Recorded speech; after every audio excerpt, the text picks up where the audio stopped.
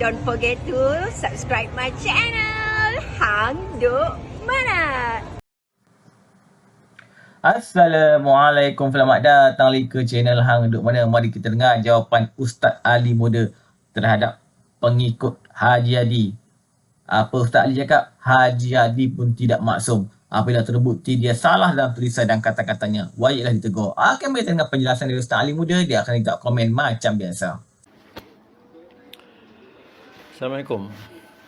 Apa ada sahabat kita tanya ni, aku nak tanyalah, raja-raja ni maksum ke macam mana tak boleh ditegur? Siapa kata raja-raja tak boleh ditegur? Tak ada orang kata pun. Tak ada orang kata raja-raja ni maksum. Tapi raja-raja Melayu tu dia ada pihak yang ada autoriti, yang diberikan kuasa, amanah dan mandat secara formal dalam perlembagaan negara. Bila yang dulu yang Mahmud Sultan Selangor tegur, bukan tegur atas nama peribadi baginda, tapi baginda membawa bersamanya Majlis Raja-Raja Melayu, mandat Raja-Raja Melayu. Okey, kalau kamu tanya macam tu, Haji Hadi tak boleh ditegur ke? Maksum ke dia? Haji Hadi tu maksum ke sampai tak boleh ditegur? Apa autoriti yang dia ada dalam konteks sebuah negara ni, pentadbiran Islam ni? Apa autoriti yang dia ada? Setakat kamu panggil tuan guru, akreditasi dari mana? Bukan aku nak hina apa tidak, tapi kadang-kadang pengikut ni melampau-lampau. Kalau kamu kata raja-raja tak maksum, Tan Sri Abdul Hadi Awang tu maksum ke? Sampai tak boleh terima teguran yang memang patut ditegur. Kenyataan-kenyataan dia seolah macam dia dan PAS saja yang memperjuangkan Islam. Betul ke begitu? Pengikut-pengikut seronok, taksub kan? Rasa syok sendiri. Konon dah terjamin syurga, dah ada nombor ahli syurga. Itulah dia penyelewengan dan kesesatan yang dibawa. Itulah juga contoh pemikiran yang ada ala-ala Khawarij yang menganggap mereka saja benar. Suka memberontak kepada pemerintah yang sah. Baik fikir balik. Apakah yang kamu panggil Tuan Guru Haji Abdul Hadi Awang itu maksum, tak boleh ditegur? Kalau tidak, maka raja-raja Melayu itu lebih aula, sebab raja-raja ni ada penasihat mufti-mufti. Ramai ulama' bersama para raja pun. Assalamualaikum. Saya dah nak balik dari pejabat ni, tapi teringat satu permintaan dari sahabat saya semalam atau kemarin ni. Dia minta saya respon tentang satu video TikTok yang dibuat oleh sahabat kita orang juga, iaitu Ustaz Zamani Ibrahim. Sahabat senior lah di Mesir dahulu, dan beliau adalah aktivis ISMA. Dan saya pun bekas ahli ISMA. Jadi sebenarnya agak rapat jugalah hubungan tu. Dia buat satu video tentang bantahan beliau terhadap cadangan untuk menjadikan bak kutih, sup dengan tulang babi sebagai makanan warisan Malaysia.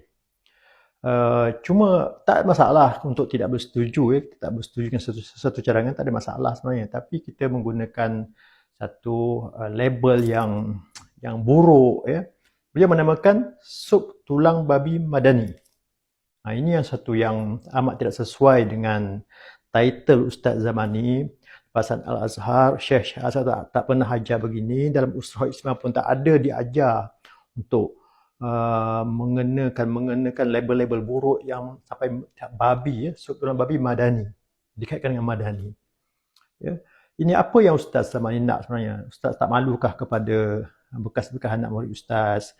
Ustaz jadi pengetua, dia kalau tak silap 2 buah sekolah menengah agama.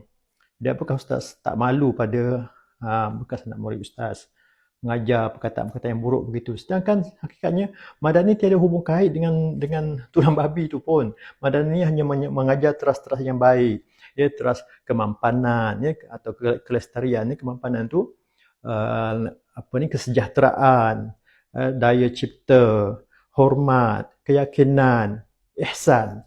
Itu semuanya perkara yang baik. Kalau Ustaz nak serang Madani pun seranglah, cari aspek yang tak betul dalam teras-teras tadi dan seranglah, kritiklah di situ. Tak perlu kaitkan dengan sup tulang babi Madani. Ini makanan bangsa Cina, Tionghoa. Bagi mereka tak ada masalah. Mereka pun tak pernah mengajak kita makan. Tiada pun dalam mana-mana agenda mereka nak jadikan makanan warisan ni, nak ajak orang Melayu Islam makan sama-sama. Tidak. sebagaimana mereka ada kuil, mereka ada contohnya di Batu Cave. Itu menjadi satu yang warisan negara kita. Bukanlah mereka sampai ajak orang Islam pergi beribadat sembah berhala di situ. Ya. Jadi itu pandangan pada menteri berkenaan. Jadi kalau Ustaz tak bersetuju pun tak masalah. Tapi kalau Ustaz melabelkan dengan Sultan Babi Madani, itu satu yang sangat melampau Ustaz. Ustaz kena muhasabah balik. Apa yang ada dalam kepala Ustaz, fikiran Ustaz, apa yang ada dalam hati Ustaz. Ustaz ingat balik apa yang kita belajar dulu di Al-Azhar.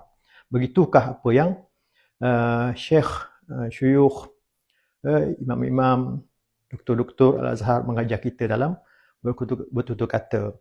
Sedangkan kita selalu diingatkan waqulu linnasi husna.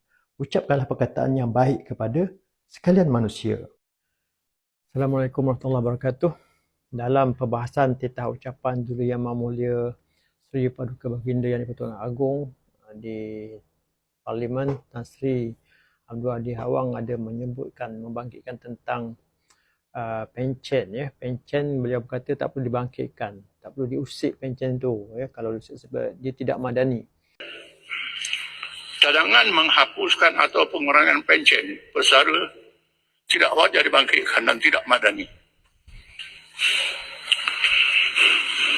Kerana perlu dinilai penjawat awam ini bukan dari segi duit saja, dari jasa dan khidmat mereka, budi mereka kepada negara dan rakyat. Nabi kita Muhammad SAW telah menetapkan imbuhan disebut Atha. Di zaman Nabi dan Abu Bakar disebut Taswiyatul Atha, iaitulah imbuhan yang sama, tak ada grade, tak ada kelas, sama. Ketua jabatan, jaga, sama saja. Zaman Umar bin Khattab diubah pentadbiran kerana masyarakat sudah besar, negara sudah besar, di masa itu sudah luas. Disebut dengan Taqsimul Atha, mengikut grade dan kedudukan, gaji, dan termasuklah juga persaraan.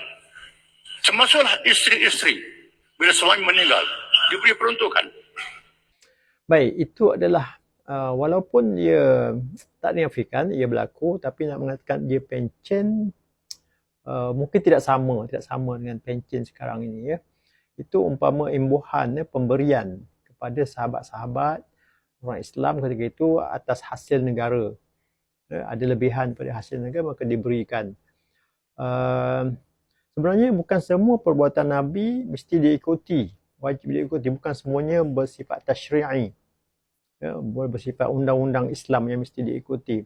Nabi ada juga ijtihad, ada juga pendapat, ada juga pendapat sebagai panglima perang, sebagai pemimpin negara. Tidak semuanya wajib diikuti seperti dalam bab-bab akidah, ibadat, akhlak. Di sana ada satu buku dituliskan oleh Dr. Sa'duddin Al-Usmani, yang bernama Juhud Al-Malikiyah fi Tasnif At-Tasarrufat An-Nabawiyah, sumbangan ulama mazhab Maliki dalam mengkategorikan tindakan-tindakan Nabi. Beliau menggariskan ada 10 kategori tindakan Nabi, walaupun di sana ada ayat Al-Quran yang berbunyi wa ma yantiqu 'anil hawa in huwa illa wahyun yuha. Tidaklah Nabi itu bercakap berdasarkan hawa nafsunya, tidak lain melainkan semuanya wahyu yang diwahyui kepadanya. Tapi itu khusus sebenarnya untuk hal akidah, ibadat dan akhlak. Adapun hal pengurusan pentadbiran negara, ia terserah kepada maslahat, kepentingan umat Islam ketika itu, boleh berubah. Banyak contoh-contoh yang dibawakan oleh Dr. Sa'duddin Al-Usmani, antaranya isu perang di Madinah, nak bertahan dalam Madinah ataupun di luar Madinah. Pernah Salman Al-Farisi bertanya kepada Nabi, apakah keputusan bertahan dalam Madinah ini keputusan daripada wahyu Rasulullah? Nabi kata tidak. Kalau begitu, pada pendapat aku, sebagai bangsa Parsi yang lebih berpengalaman dalam perang, bertahan di luar Madinah dengan membina khandak atau parit itu adalah lebih baik. Maka Nabi akur kepada cadangan Salman Al-Farisi. Begitu juga tentang kawalan harga barang. Nabi tidak bersetuju untuk mengawal harga barang. Nabi kata bila sahabat minta kawal harga barang di Madinah, bila harga barang naik di pasar Madinah, Nabi kata innallaha ar-raziq al-basid al-qabid. Allah, sesungguhnya Allah lah yang memberi rezeki, Allah lah yang melapangkan, menyempitkan. Maka Nabi suruh berusaha, berdoa, bertawakal. Tapi zaman Imam Malik membenarkan kerajaan ketika itu mengawal harga barang, tasair. Kerana perubahan masyarakat ketika itu yang mula menipu, memonopoli barang, menyorot barang untuk menaikkan harga barang.